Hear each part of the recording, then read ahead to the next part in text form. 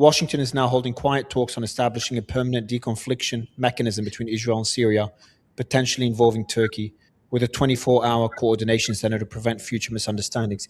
Now, you've made the very important point that Erdogan does a lot of business with Israel, despite the rhetoric, and especially the oil coming out of Azerbaijan and the agricultural product coming out of Turkey.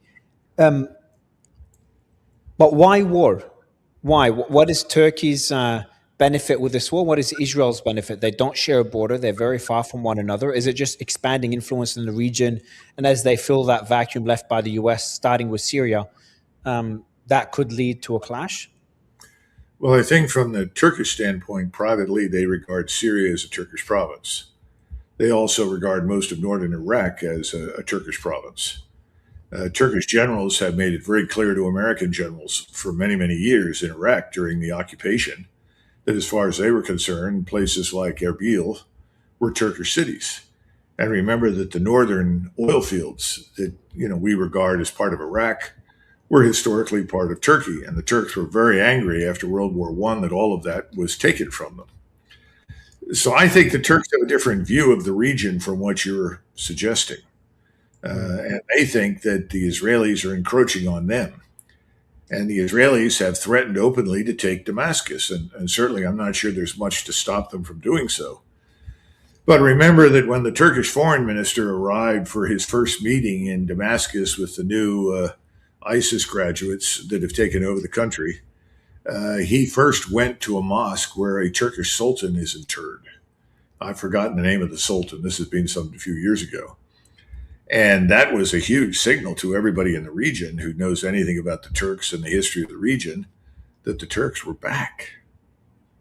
That was not an accidental visit. That was a signal to the Israelis that the Turks will not tolerate the capture of Damascus.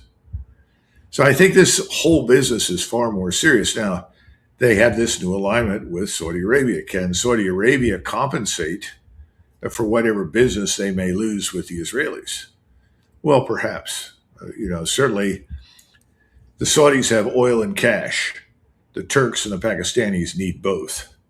So I'm sure that's part of the consideration. But at some point, you reach a decision where all of these other rational calculuses don't matter anymore. If anyone was rational in 1914, Germany and Russia would never have gone to war. Germany and Russia were each other's top trading partners. They had a very profitable relationship. They had a very good national security relationship. Russia and Prussia, Germany, were effectively committed to no aggression against each other, and to the extent they could, to help each other and stabilize. Even Austria-Hungary, to a large extent, fell into that category. But what happened? You got a war anyway. So whatever benefits Turkey accrues from cooperating with the Israelis, which of course involves us because we're anxious to ensure that Israel, Greater Israel, succeeds. So we're the Israeli agent that negotiated the original agreement behind closed doors between Turks and Israelis on how to divide up the region. And obviously we want the Israelis to have their Greater Israel. But that may no longer be acceptable to Mr. Erdogan. He may read the tea leaves differently. He may judge the situation to have changed. And remember, I've always sort of tried to characterize him as a sort of bird of prey that sits on the top of the telephone pole and waits for the roadkill, and then goes down and grabs it and devours it. And I don't know to what extent he thinks Israel is approaching roadkill status, but they're getting closer because their country is being not entirely, but certainly substantially destroyed and harmed. And they seem ready to renew the war with Iran that they want to drag us into.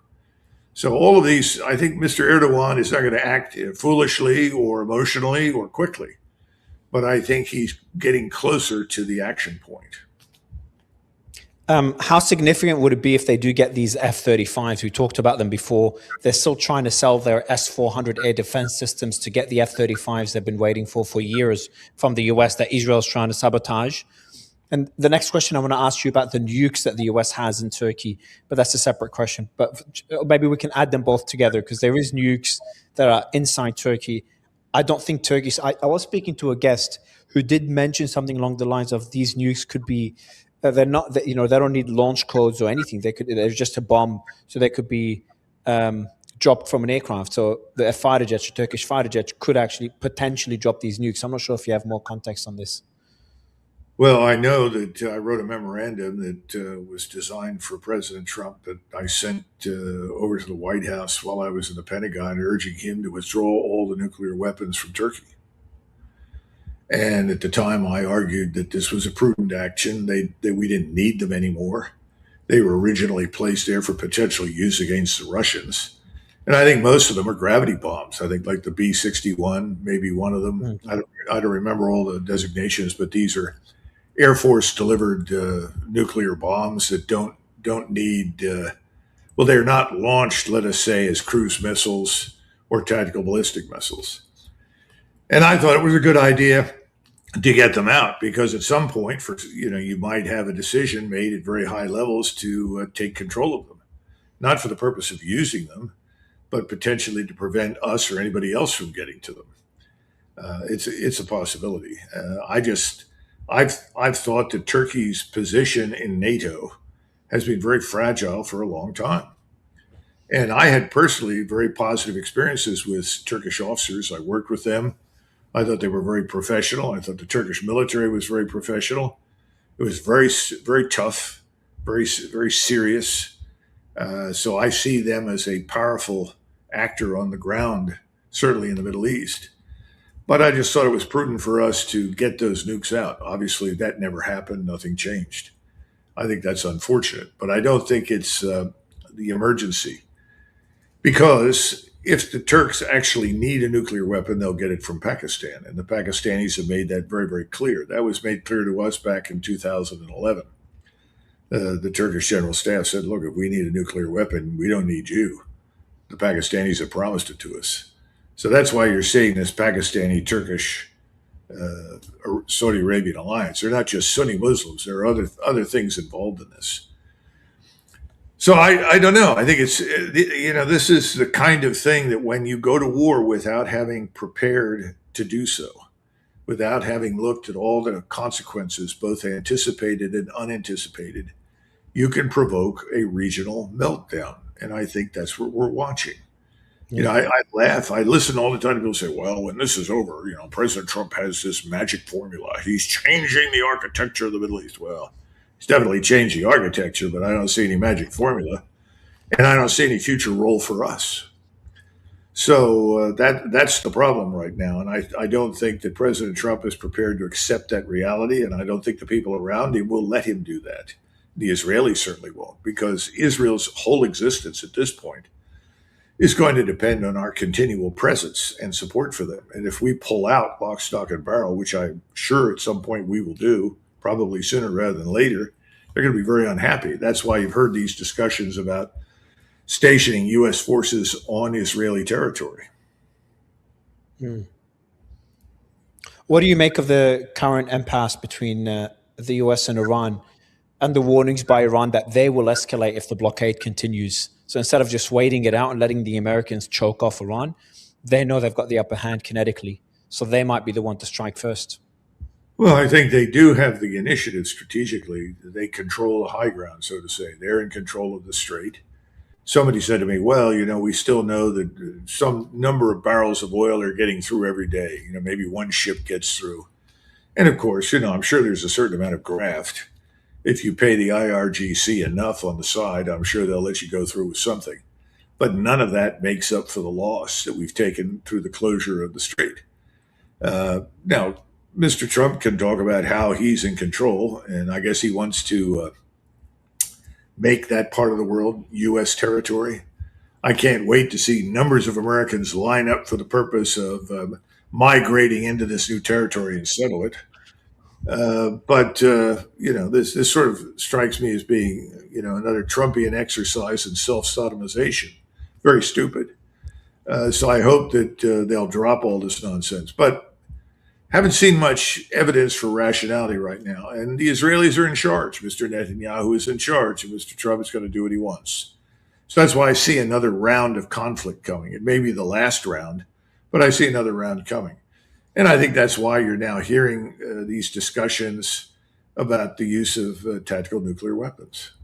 Because I think we've sort of reached down to the bottom of the pit for tools and ways to do business. We figured out they don't work. And so somebody said, well, let's go into, door number 2 and see what we can pull out of that. And so there's a discussion about tactical nukes. Do you think they're genuinely discussing that as an option? I would That like sounds to. pretty wild to me.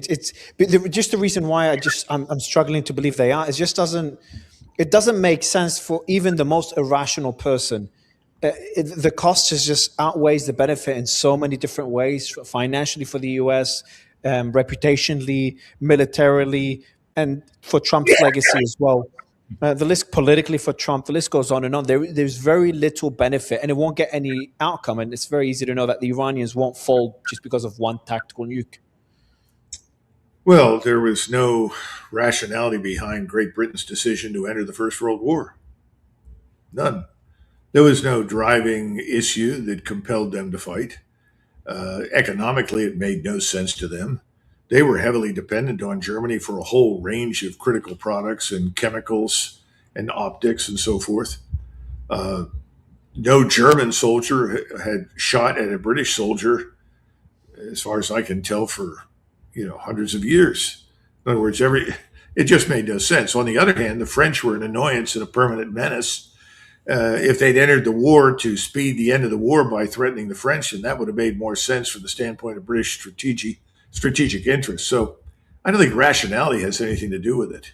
I don't see any rationality in any of it. First of all, I was reminded the other day that in the official history of the British intervention in the Dardanelles in 1915, it ended by saying that the preparations for the evacuation of the 500,000 British troops, British and Allied troops, that were in the Dardanelles was infinitely better and more detailed than the preparations for the initial intervention by only 50,000.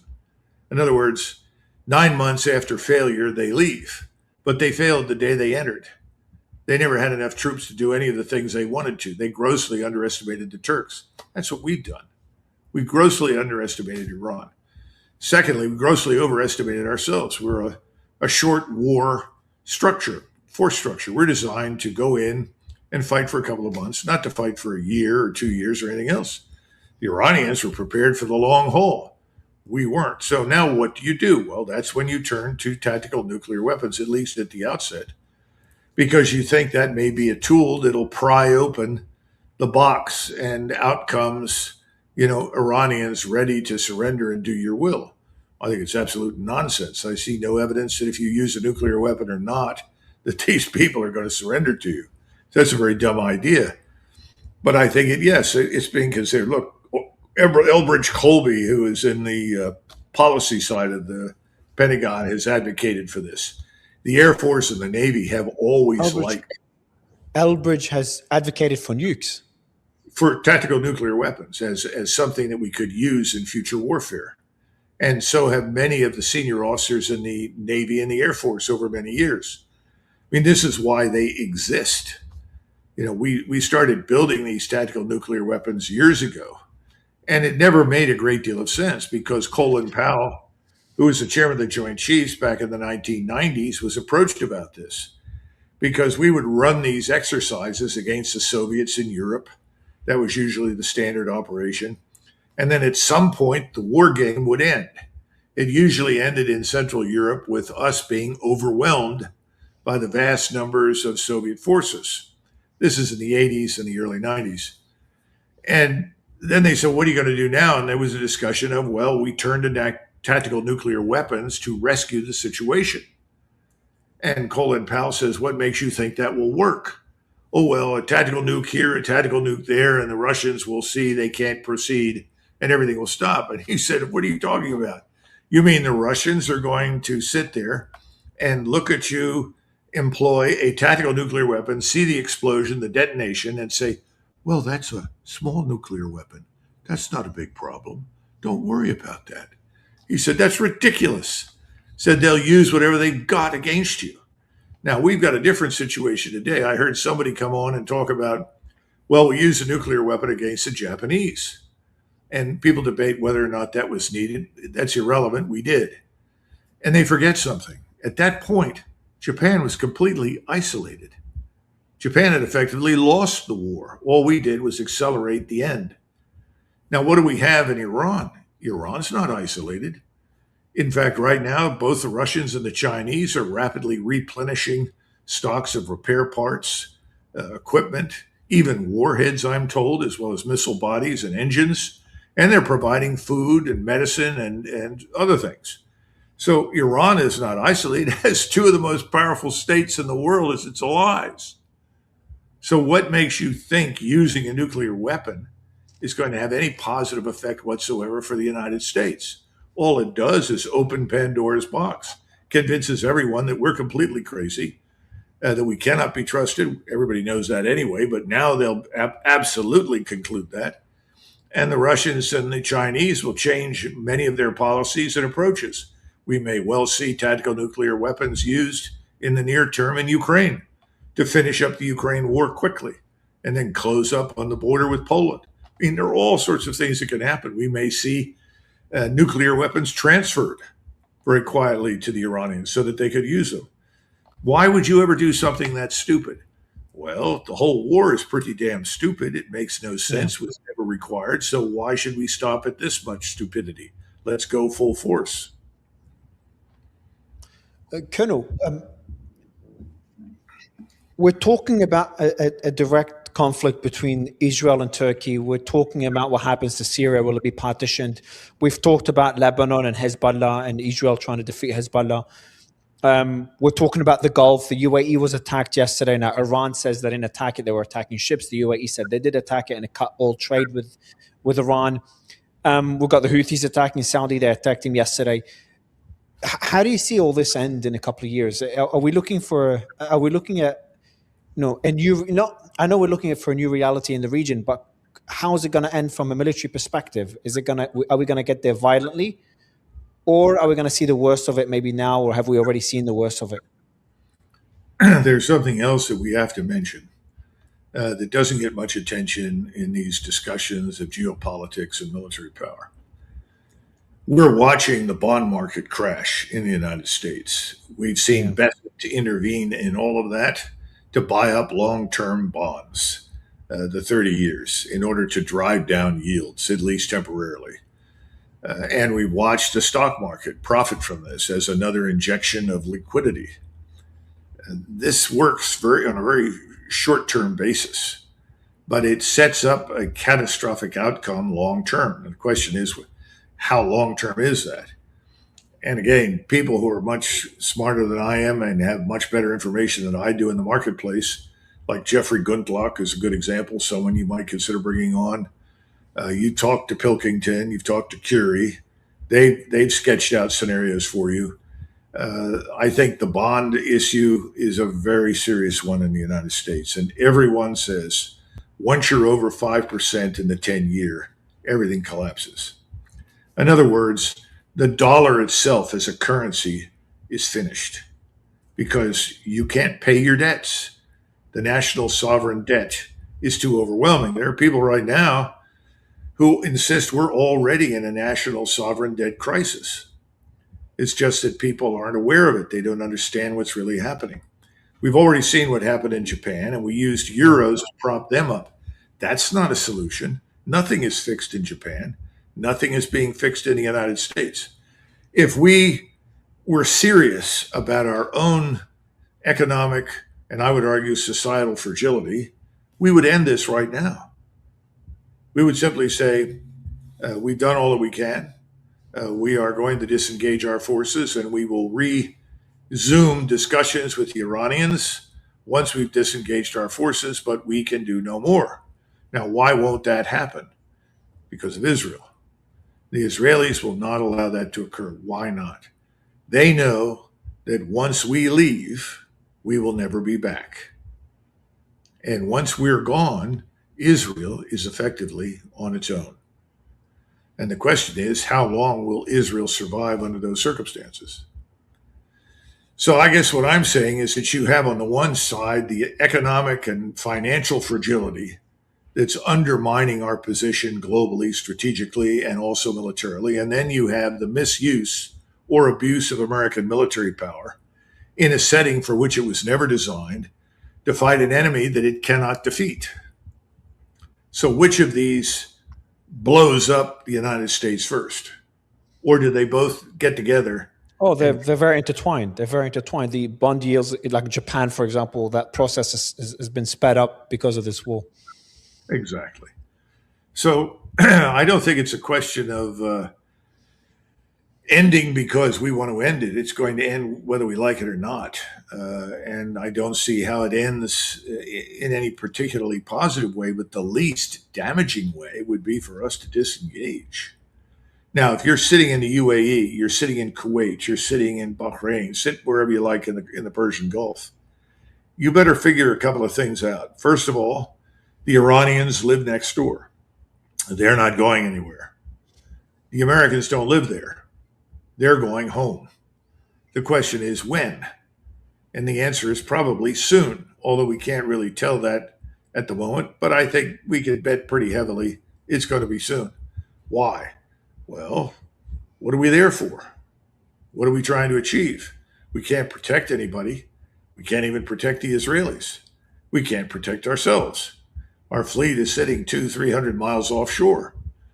What are we doing there? Are we maintaining the fiction that we are still the great power in the region and that nothing can happen without our permission? Okay, how much does that cost? How long can we keep up the facade until finally everybody ignores it? I think everybody's already ignoring it. I don't think you would have the Saudi, Turkish, Pakistani axis if they thought we were still a major player in the region. And I think that the Egyptians, although they initially rejected membership in this alignment, I think they'll come around to joining it Mm. because they're in a very exposed position. So I don't see anything particularly good happening, but the best thing that could happen would be for us to focus here at home and get out of the region. But again, the Israeli government, their agents in the United States called the Zionist, Jewish, Israel lobby, whatever you want to call them, they're not going to permit that. Hmm. So there's like two scenarios here. We've got one scenario where the US can no longer afford to be in the region because of the debt crisis it's having, starts to pull out of the region. It's also inevitable because the Iranians have drawn a red line for bases in the Gulf. That would leave a pretty big power vacuum in the region that would lead to Saudi trying to deal with the Houthi problem militarily, Turkey and Israel fighting for Syria. There's a power struggle in Lebanon as well when it comes to Hezbollah, Iran wanting Hezbollah because Hezbollah is very important for them, for the Mediterranean, to control the energy flows. If they go through the Mediterranean instead of the Strait of Hormuz, they'll be fighting there. You've got the Gulf and Iran. There might be power struggles on who controls the Strait of Hormuz. So we've got the whole region now lost with the US hegemon that initially was the main power that dictated what happened is no longer there. And all these voids will have to be filled. That leads to a lot of instability in the region. Option two, the US remains in the region, but it's a lot weaker than it was. It also hasn't been really very stable. If it remains in the region, it's there for a reason. As you said, Israel would want the US to do the bidding for them. So the US would be doing the same things it's been doing the last 2 decades, and we'll just see a repeat of the same. I just feel like the fear of American power is gone after the loss to the Iranians, and that with that fear gone, that was a strong deterrent against anyone doing something the US wasn't happy with. But now no one, they don't fear that anymore. The Iranians don't fear being attacked by the Americans again. So the Iranians might be more bold in advancing their interests anywhere else in the region. That applies to other countries as well. Is there a scenario where things end well, a realistic scenario where things end well? Because I'm Well, struggling to see it. I'm usually pretty optimistic. well, if we don't come to the conclusion that the past is past and we cannot revivify it, in other words, we can't regain our basis and play the role that we did in the past, if that's not going to happen, I don't see any evidence that it will happen, then at least the people that live in the Gulf can make some decisions.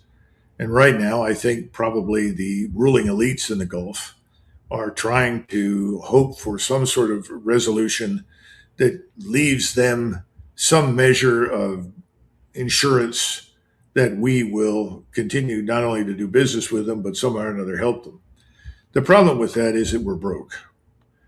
And if we leave the Gulf, which I think we will, because I just don't see how we get back in, who is going to help finance the reconstruction of all the infrastructure that's being destroyed? Trick question. China.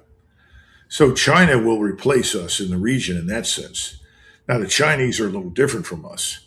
They're not interested in bases and stationing Chinese forces on foreign soil. That's not the way they do business. They want goodwill, they want access, and they will certainly use their naval forces to help guard or protect the movement of ships and so forth to and out of the Gulf. But they're not interested in occupying anything. That's a big difference, and the Chinese have demonstrated that repeatedly. We have, over 800 bases. Some people say 950. I don't know how many the exact total is anymore. But the Chinese, I think the Chinese have two beyond their borders, and the Russians right now one. The one in Syria? Yeah, I think that's the only one that I recollect is beyond Russian borders. And that's a legacy of the Soviet period. Now, the Russians could easily get bases elsewhere. And I'm a little surprised that Putin has not looked elsewhere. I personally, if I were sitting in the Kremlin, would want to wash my hands of Syria and get out. But for whatever reason, he seems to want to stay. I guess what I'm saying is that this alliance, this Russia, Iran, China, supplemented, augmented by Saudi Arabia, Turkey, Pakistan, essentially signals that we no longer have a role. I think we're out. Yeah. And everybody wants to cry over that. Personally, I would welcome the exit because I don't think we benefit from stationing the bases there now. We did 25, 30, 40 years ago. For instance, if you go into the defense industries, go to a place like Raytheon or Northrop Grumman, you'll find out that the Emirates basically funded all of what we call non-recurring engineering. So if you wanted to build a missile from scratch, they funded the building of that prototype missile and everything associated with it. That's very important. In other words, it didn't come out of our defense budget. It wasn't something the American people paid for. These Emirates in Saudi Arabia, they paid for it because those missiles were ultimately used to do what? Defend them. Well, that's obviously over. And there are lots of people in the defense industry who aren't very happy about us leaving the region because they're looking for other cash cows. Yeah. These are things that most people aren't aware of that are extraordinarily important if you're in the defense business. I think we're going to have to build our own equipment from now on. We're going to have to subsidize our own equipment. It's not going to be done for us by, the Emirates or Saudi Arabia. And of course, you've seen, I'm sure, some of these Lego comedies that are put out that show, I guess, the UAE. Is it the UAE? No, I guess it's Mohammed bin Salman from Saudi Arabia, who is sort of depicted as the milk cow. And that, Trump comes over and milks him and so forth. Well, that's not far from the truth. That's not far from the truth at all. I haven't seen that one. Is it Trump milking MPS? Yeah. And that's not a surprise. And, Trump has basically tried to use his military power as a means of extracting more benefits from the people in the region. The problem is that the Iranians have now put an end to that. They've demonstrated the military power is impotent in the face of their capabilities. So I think our time is over. And everybody fights that in Washington, it's sort of similar to the British Empire, the British bankrupt themselves unnecessarily in the war with Germany. There are a lot of things they could have done instead of declaring war instantly on Germany and staying in a permanent state of war with Germany until Germany was destroyed, because doing that destroyed Britain. And then suddenly the empire for which they were sacrificing, so they said, had to be liquidated almost overnight. And the biggest chunk, of course, was India. The British probably extracted somewhere in the neighborhood of 40 trillion in wealth from India. They didn't want to give that up. They didn't have any choice. They were desperately in debt to us. They only recently paid off the World War II debt, and they were still paying off the World War I debt, I think, in the 80s or 90s. I mean, it's ridiculous. They only You know, recently paid off the World War II debt. yeah, I think so. I mean, That's insane.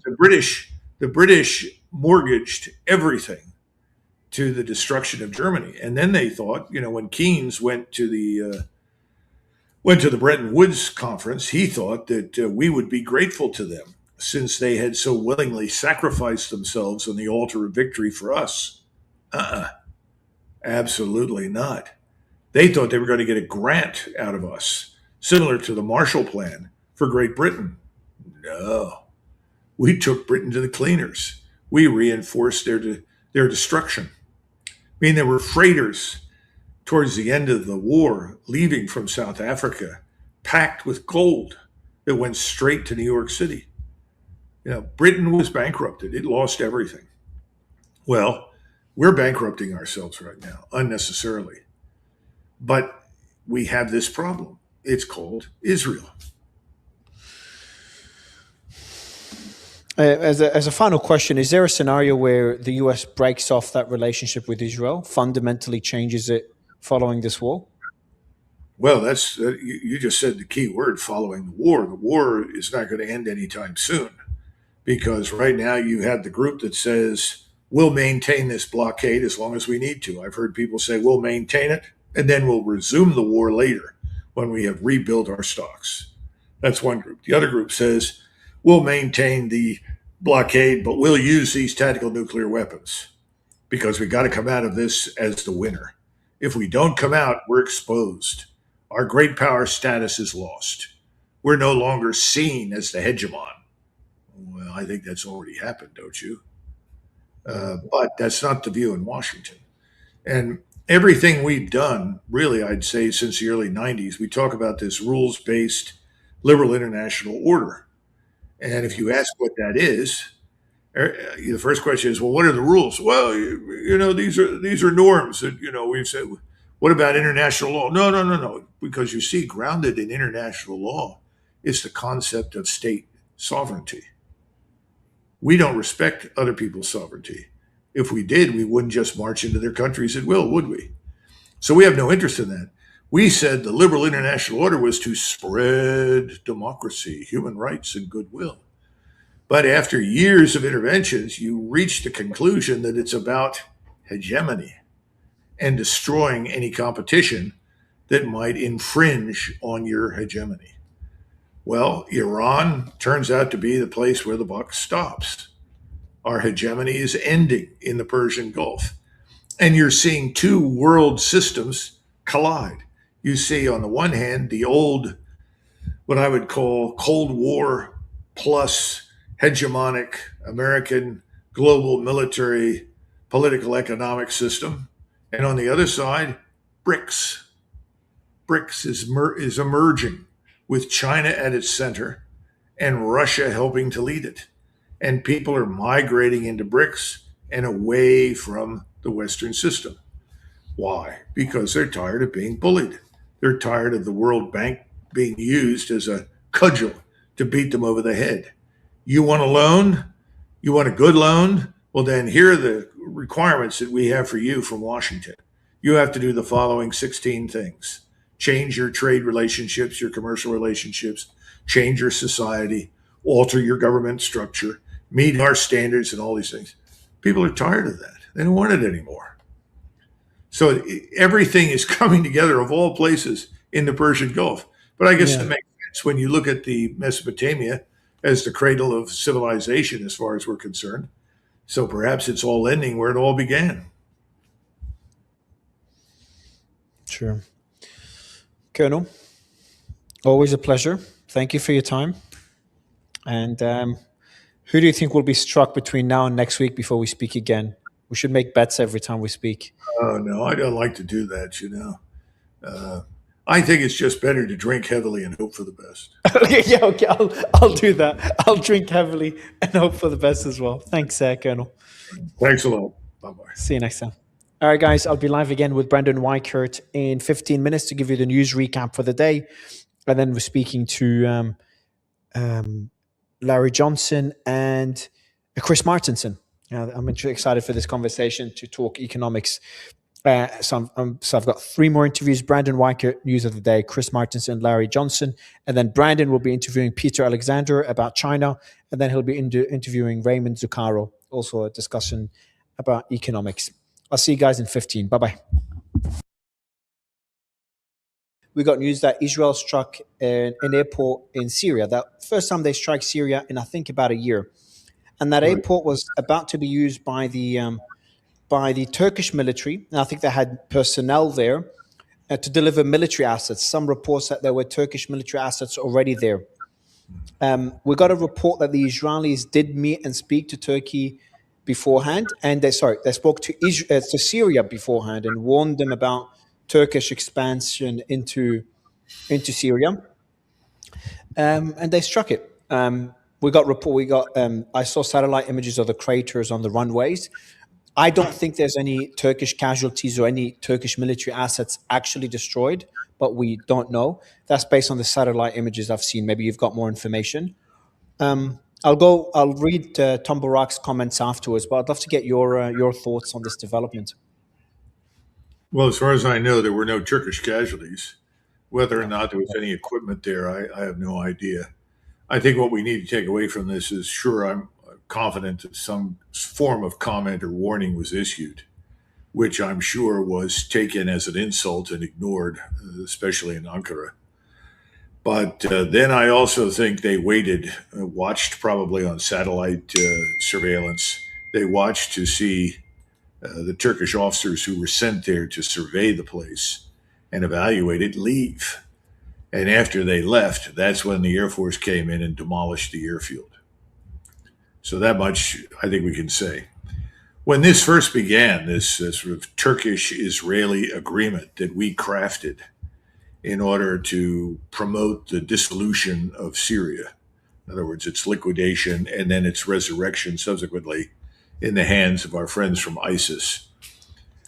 A number of things were discussed, but I said that at the time I thought it was the Middle East's version of the Nazi-Soviet pact in 1939, that it was a temporary cessation of hostilities. It would not last, and inevitably there would be an Israeli-Turkish war. So I fully expect that that will occur at some point in the future. This is an extraordinarily bad time for Israel to cultivate bad relations with the Turks, because the Turks, despite all of the unkind things said by both sides, have continually transported oil from Azerbaijan through Turkey down past Syria and into Israel. The Turks have also sold billions of dollars worth of goods, especially agricultural products, to the Israelis. So Erdogan had practiced what he does best, which is to talk out of both sides of his mouth. On one side, he was pouring buckets of filth and abuse all over the Israelis for their mass murder in Gaza and their actions in Lebanon. Then he turns right around and essentially does business with them. And this has been a sore point, I think, with a lot of people in the Muslim world. Most Americans are completely unaware of it. I don't think most Europeans care. But I certainly think in the Islamic world, this has not gone down well. But there's been a lot of water under the bridge since then.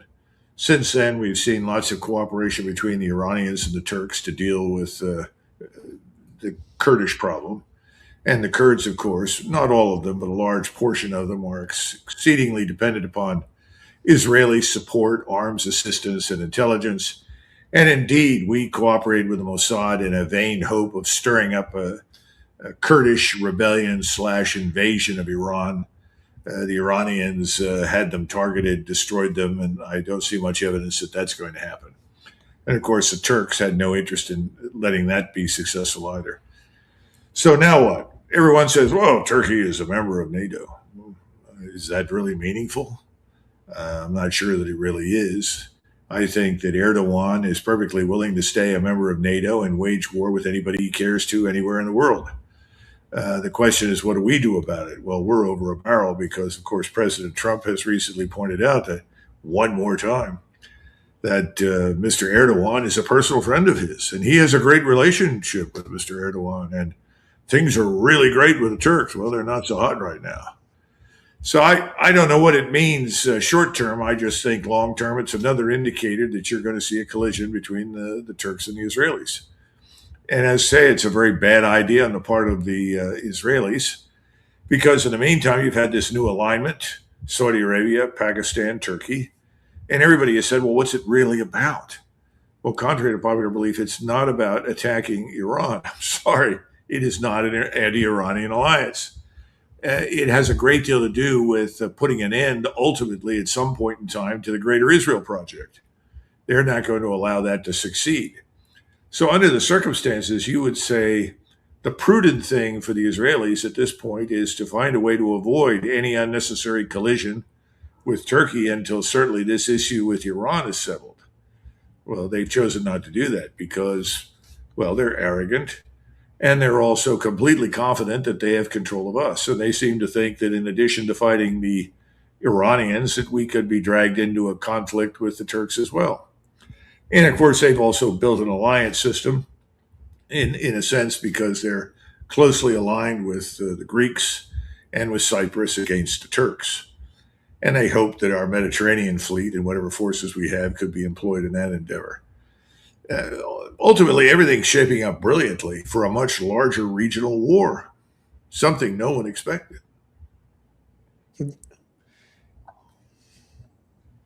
Well, that's what Tom Barak said anyway. I forgot the same. So Tom Barak told I-24 that Israel strikes on Syria's Abu al-Duhur airbase carried a real risk of triggering a direct military confrontation with Turkey and Syria. Barak said Turkish forces were not warned about the Israeli aircraft or their objective and could have scrambled fighters believing Turkey was under attack. Quote, yesterday's events were serious and worrying. Washington is now holding quiet talks on establishing a permanent deconfliction mechanism between Israel and Syria, potentially involving Turkey, with a 24-hour coordination center to prevent future misunderstandings. Now, you've made the very important point that Erdogan does a lot of business with Israel, despite the rhetoric, and especially the oil coming out of Azerbaijan and the agricultural product coming out of Turkey. But why war? Why? What is Turkey's benefit with this war? What is Israel's benefit? They don't share a border. They're very far from one another. Is it just expanding influence in the region? And as they fill that vacuum left by the US, starting with Syria, that could lead to a clash? Well, I think from the Turkish standpoint, privately, they regard Syria as a Turkish province.